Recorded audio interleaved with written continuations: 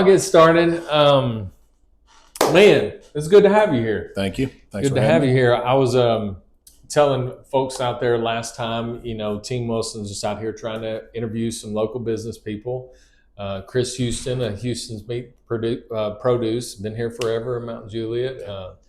We can't say enough about you. I know Whitney and Ben have been, goes all the way back to playing ball with kids and, over a decade ago. And y'all both been in Mount Juliet a long time and seen a lot of growth and a lot of opportunities come and go. And, more than anything, you're just inspiring to us because not only you guys been around forever, but sounds like your bloodline's been around here for 50 plus years. You said back to the 60s, right? Yep, correct.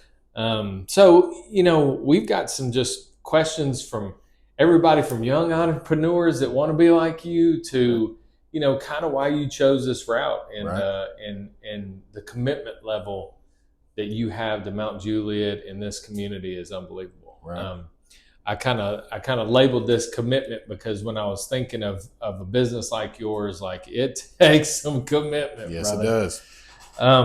So, just to get right into it, I was just going to kind of ask, what inspired you to start the business here and what's kept you rooted in this community? Because you've probably had lots of opportunities where you could have done other things. Yeah, possibly. My folks had been in the business since I was a young kid. My grandparents had a grocery store over on Lebanon Road, and the old Mt Juliet people would remember it because it was one of the only, you either had to go to get your groceries there or go into Hermitage to Winn-Dixie and a couple other places that are no longer exist. But so when I was a small kid, I was born in Murray County, but my grandparents had Green Hill Market, and then both my mother and father, once my sister was born, we moved up here over behind U-Haul on Lebanon Road, down on Tulia Drive, back in one of the oldest neighborhoods in Mt Juliet.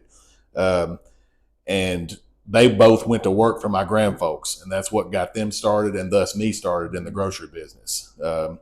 They took that and ended up leaving there and buying a small grocery store out towards Gladeville called Suggs Creek General Store, and had that for several years. Then did some wholesale stuff in Nashville, and then came back to Mt Juliet and started Houston's Meat and Produce in the very end parcel of the building where my grandparents had Green Hill Market. So then we moved up to where Publix is now. We were there for several years. And then 22 years ago, they took the dive and bought some property on Mt Juliet Road and set me up to succeed. I realize now, I can't say I was inspired. In fact, I grew up working for my folks, kind of like my kids have grown up working for me in the business. I saw how hard they had to work, and I decided at a fairly young age that was not for me. I decided I don't know what my path is, but it's not going to be in this business. Well, got out of college, went to UT for 5 glorious years. Go Vols. And that's right. And when I got back, I couldn't really find, it wasn't just because you got that degree, the doors don't always open for you. I found out. So and my folks needed somebody to kind of help out as always. And I said, well, all right, I'll do this until I find out what my path is going to be. Right. And here we are 30 years later. But looking back, I wouldn't change anything. I've seen a lot of changes, as you said. As someone who lives in town, I don't like I miss the days when you knew everyone. You could drive down the road and I would see nobody but people I knew. Nowadays, that's not the case, and that's part of maturation of a city. But as a business owner, I'm also happy to see that. I say bring the rooftops. So I'm kind of torn in that regard. Yeah. Well, that's what's kept you here. And I mean, digging into the trenches and digging your heels in and working for your family. That's what it's all about. It is. My family's from West Tennessee, and, my dad was one of 10, and they had a huge farm out there, and like, that's what they did. They just worked. I always joke, but I'm like, I don't think my grandma had 10 kids because she wanted to. They needed some help. Needed the field hands. That's right. Needed some help. You got to get out there. But I think we've seen so much grow in the local area. There's there's a lot of people coming here from different parts of the country, Mm-hmm. and a lot of people trying to decide, well, where do I go? Do I go to Wilson County? Do I go to Williamson County? Do I go north of the lake? And I go to Hendersonville? And kind of what our culture is, it's hard to describe, but in any small town, and that includes Franklin, because I was born and raised in Nashville. Okay. I've seen Franklin go from little bitty podunk town to what it is now too. And with growth, locals always feel usually the same way. I wish I knew everybody and all the things, but I think over the last 5 decades, what do you feel like as far as you've got competition now from Publix to Sprouts to Kroger's to all the other things? I mean, what do you feel like is the secret sauce to keep the relationships? I mean, it's got to be, anytime, and we've done this, we do a lot of catering, and we're kind of a restaurant as well. So pretty much anyone in the food business is our competition. And I've always tried to, we've got customers that have been coming into us for the entirety that I've been there for 25, 30 years. We've all grown up together. I know their kids, they know my kids, I know their grandkids. They just, we become part of each other's lives. And I don't think I don't think you can get that kind of relationship at another place that's not grounded the way we are in the community. Nothing against Sprouts, and I'm sure they'll do a good business and they'll have a lot of loyal customers, but you're not going to get the type of service there that you're going to get at a place like Houston Meat and Produce, because it's part of what we do. And I can't say that that's what my folks had in mind necessarily when they started the business, but they soon realized that's what they had to be. They had to be, and then it came natural to them. They were both people persons, people. And they enjoyed becoming intertwined with their lives because their kids were growing up with us, and so it's each generation is kind of tied together a little bit more the older you get, and you stay in the same place. Well, and I mean, you hit something, nailed it on the head right there, as far as like just having the commitment to the relationships. I mean, that's, you're not going to have a relationship at the deli counter at Publix. You're just not. They're just not, yeah. And it's good for what it is. But at the end of the day, I think so many people crave that and want that, and especially people that are from around here. I feel honestly like a lot of people from other parts of the country, come here all the time too for the culture. People hold the door for each other here. People look you in the eyes and they shake your hand and they, they're nice. I always tell people if they ain't nice, they're probably not from around here. That's right. That's exactly right. Yep. But we've gotten to be known for that Southern hospitality, and that's something to be proud of, I think. I think so too, especially in other parts of the country with everything we're dealing with in the world. There's just a lot of not kindness is the culture that they're coming. A lot of division in the world, and when you can find a place where there's a lot of unity, it seems to me you can get a whole lot more done, for good, for people that need it. Right. And I would say, obviously over, 30, 40, 50 years, you guys have had a lot of challenges. What do you feel like your biggest challenge has been, like, just as a business? Well, as more people move into town, that brings in more businesses. And I guess it gets offset, assuming you're doing the right thing, assuming you're making those relationships with people, assuming you're staying smart with the way you do your business, not trying things that are not in your, stay in your lane. Stay in your lane. And that's what everything we've done when we started catering years ago, it was because we were doing a lunch counter anyway. So it just made sense. We had the kitchen, and we had customers who were, drug reps. They took lunches to doctors' offices in order to get them to, and that's kind of where we got started on catering 20 years ago. They're probably been doing big to-go orders and stuff. Yes, absolutely. And then we got to where, well, why can't we deliver it?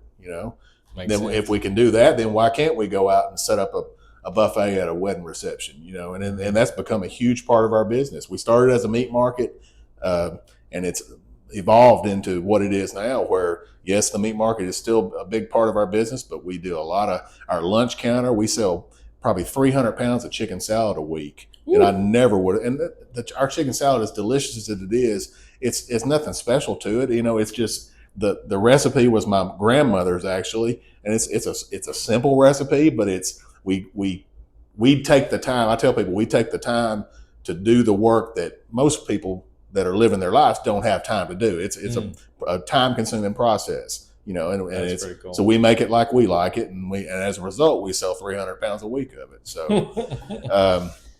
I don't know that. The more people that move in, the bigger the businesses that come in, and that's each time. And honestly, I'm worried about Sprouts. I know it'll hurt us. I mean, Costco. When Costco came in, Sure. they're a direct competitor to us on a much larger scale. And it did for a month. It seemed like we were. I don't know. Maybe it was in my head, but we seemed like we were a little bit slow. The numbers didn't really bear that out.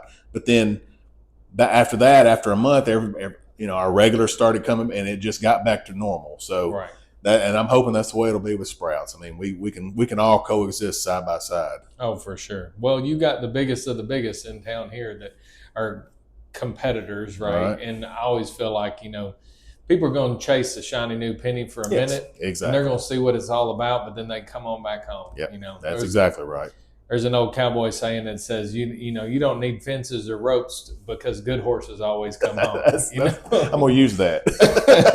That's good. But, it's true. And I think, kudos to you guys for hanging in there all these years and developing the relationships it takes and also being open-minded to change your business model to cater to people. Because I was in the service industry for a lot of years, 18 years in food and beverage and managing restaurants and country clubs and bars and whatnot.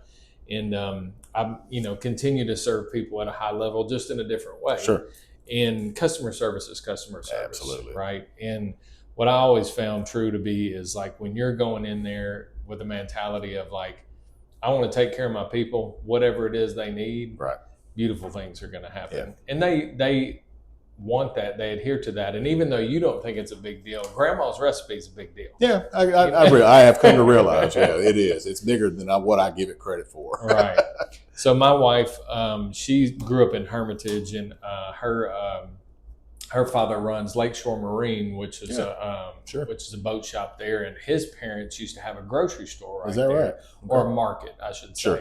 But they just did barbecue, and they did breakfast biscuits for all the fishermen. Sure. So everybody that's coming in there to put in over there on cooks, they would have this barbecue and sandwiches. So she had her grandmother's barbecue sauce recipe given to her. Yeah. And we've given it out to friends and such, but she's they're at Hillside Hangout over there off of Novel. Yeah, sure. So she put that on the menu along with my friend Caleb. They're running that business right now, and it's just been fun to watch because putting grandma's barbecue sauce on the menu is kind of like, oh, I got to try that. But when she makes that sauce, she has to stir it every 8 minutes. Right. And I'm like, why don't we buy an automatic stir? And she's like, no, that's not how you do it. That's not it. You have to stir it every 8 minutes. I and get I'm it. like, hours later, the sauce is ready. But you have to put in that time and that effort and that consistency. And that's a kind of a nod to our ancestors too. I agree. Because consistency, that's the key word. I mean, I've come to realize over the years, that's even as I go out away from, if I go to a restaurant, I find myself, the places I go to more often than not are the ones that are most consistent. I find something I like, and then if I go back the next time and it's not quite as good, then that may deter me from going there. But it's the folks, and it's tough, especially in the food business. It's tough. There's a lot of turnover. We've been fortunate to have our staff has been pretty steady for many, many years, and I think that's a huge key to our success. That we've got the same people. They care about it. It's hard. Nowadays it's hard to even find people that care about a job. They're just there. And who knows? I'm not judging them. That they are what they are. But it's hard to get to know what you can expect from folks if they don't buy into what you're doing. If they don't care about it, they take ownership of it. And we fortunately have got a great crew that all of them are like that. So that's awesome. And that's our key, one of the main keys to our success. I'm sure of it. I agree, man. It's part of our, 7 non-negotiables is just having that long-term burning desire, Yep. And it's Yep. hard to find what people, a lot of people just want to check, and that's Yep. okay too. Yeah. But, they're only going to get so much fulfillment Exactly. for that. Like, I always feel like if I come to the end of the day and I was able to give somebody joy or somebody excitement about something, it's been a good day. It's been a good day, What do you think about young entrepreneurs starting out doing new things? There's so much out in the world. I heard this the other day. We're not in an era of lack of knowledge. We're in a lack of wisdom, right? Yeah, there's a big difference. Because you got knowledge at your fingertips everywhere you go. They can do YouTube. They can do this. They can do that. They can get into anything they want. But a lot of what I have found and what I admire, and a lot of people do too, especially here in our area, is what I call the old staples of town. Mm-hmm. They're the old restaurants, the Sperry's in Belmead, the Houston's in Mt Juliet. Like, you literally can go through on probably a couple handfuls and go, man, that business has been there since the beginning. Right. It's tough. It's hard. Yeah. But when young entrepreneurs are looking for that kind of longevity, what advice would you give them as far as, starting their own business? It's cliched, but don't be scared to work. I mean, there's nothing, unless you're born into money, there's nothing that's going to come easy. There's nothing that anybody's going to give to you. You have to go out and earn it. And that's, I look back over the years at all the young people who have worked for us, and it's been dozens, if not hundreds. Mm-hmm. And the best ones were kids that knew they had a work ethic. It was I don't know whether it was instilled in them by their parents. I mean, in a lot of cases it was. Mm-hmm. But as we recognize that, we always tried to help develop that, because we've got some young people that have come through that have gone on to bigger and better things and are still in the process of doing that. And I expect great things out of a lot of them. But a lot of them, they weren't scared to work. They weren't scared to, like you alluded earlier, look someone in the eye. These young people, if you find a kid that was willing to talk to you and they don't get their feelings hurt if you correct them, they have people skills, and there's a lack of people skills with the advent of the phones and there's no responsibility in that. There's no accountability. Whereas I've always been the type, and it's just what the generation I grew up in, that if you're going to do business with someone, you've got to be able to shake their hand and look them in the eye, and they know what to expect from you, and you know what to expect from them. And that's just not the case necessarily. So kids have to learn that. Entrepreneurs have to learn that. Right. And a lot of them already have that. They've already got it in their head. They just don't know how to develop it. They know they're going to do something great, and they just got to figure out what it is. But I always tell young people, whoever you go to work for, if you have intentions of working for yourself, just make yourself valuable to the organization. That kind of thing translates across businesses. If you make yourself to where you are making your boss be successful, then you will be successful, and take that with you wherever you go, and it will translate across any industry. So that's good, man. Yeah. I think it was my father-in-law, actually. We were talking about him earlier, but he told me, if you be a man of your word and do what you say you're going to do, you never have to advertise a day in your life. That's right. That's exactly right. And because he's been in, like boat business, for instance, 30 plus years as a mechanic. You get bad rep in the boat industry, and nobody on the lake's coming back to you. No, that's right. You know what I'm saying?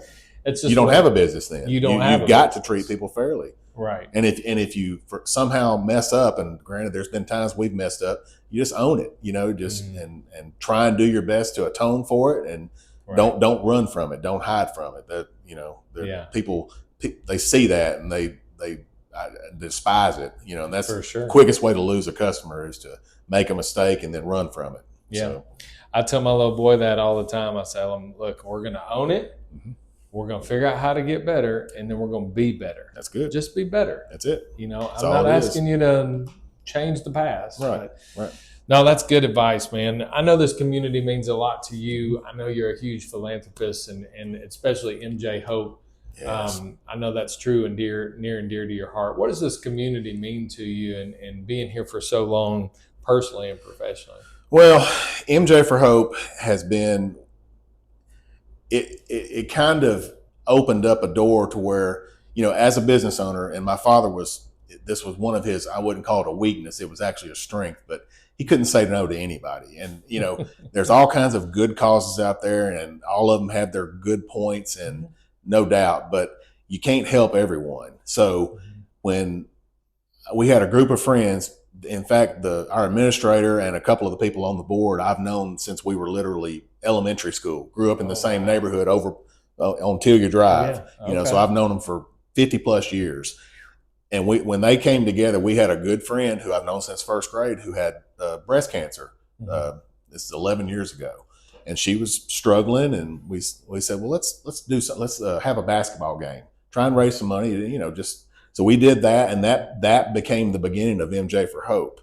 And since then, I forget what the numbers are, but we've raised a lot of money and helped a lot of folks that some of them I knew very well, some of them I didn't know at all, but all with Mt Juliet connections. And that being a part of that allowed me at Houston's Meat and Produce, I'm so proud of being able to do that it allows me not necessarily to say no to other people, but I can, like I said, you can't help everyone that is, even though they're all good causes, you just can't do it. You want to, but you can't. So I'm able to say no at times because I know I'm already affiliated with this group, and I don't know, man. I've always been a little bit suspicious of nonprofits and so forth. I worry is the donations that they're taking in, is it going where it needs to be going? Is it, what percentage of it? And I, having been such a part of MJ for Hope, I am, 100%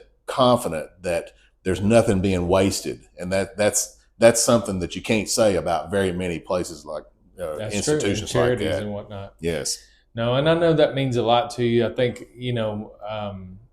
it again speaks to your commitment. And I learned this from Ben, actually. He'd say, man, set your charity at the beginning of the year and you're committed to that charity. And so, it's not that you don't want to give to any other organizations, but you have a commitment.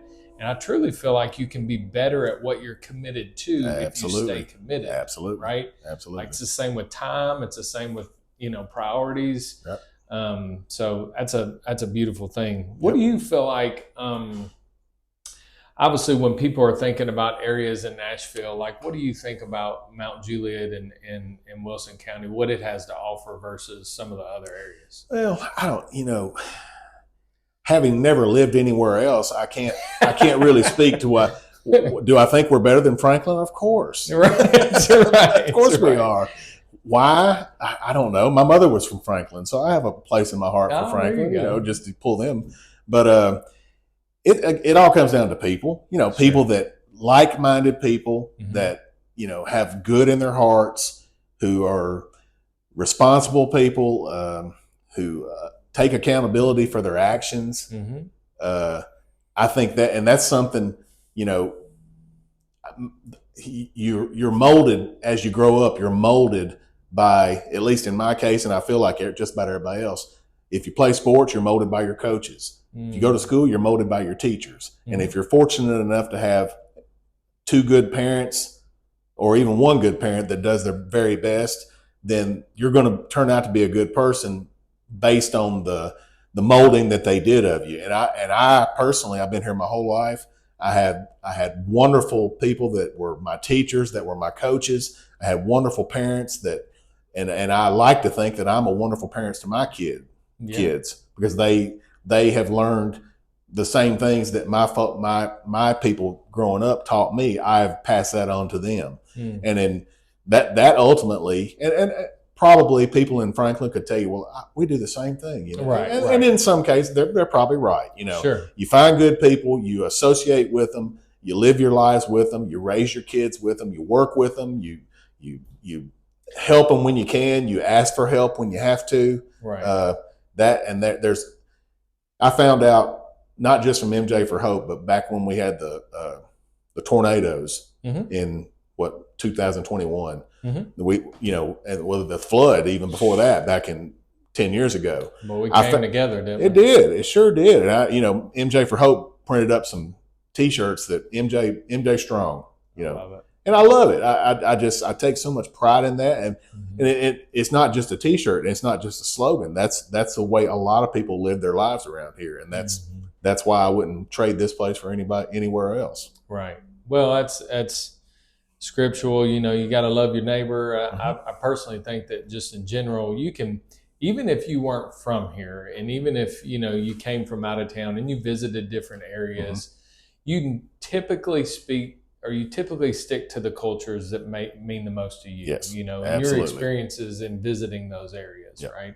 That's why we have a lot of people come to Wilson County, and a lot of people have chosen this area just mainly because of the circumstances they're moving out of. Right. But two, if they're choosing out of all the places around Nashville, it seems to be the most attractive to call home. Right. I agree. And just in general, obviously, that's what we're in the business with helping people with that. But, what we're trying to do is really just expose the beautiful culture of, all the strong businesses and long, hard dedication for working hard. I heard, I know you're a football guy as well as I am, but I heard Cam Ward said in an interview the other day, you might have heard it, but they were asking him like, well, what do you think about, I forgot what the question was, about working hard. And he said, look, man, my dad grew up hating his job at 4 a.m. He's like, I feel like I love my job and I'm going to get up at 4 a.m. And if everybody else in the locker room don't feel that same way, like, I love to hear that out of young people say that. He is. Right? He's got a great attitude. He's got a great attitude. I'm pulling for him. I am too. I am too. We're all going to have exactly. to. Yeah. But we're going to have to fill up this big stadium we're building. I know. Well, man, it's been a pleasure. Yeah. Very nice to meet you. And Kiss Houston, guys, please go support Houston's Meat and Produce and donate to MJ for Hope. Yep.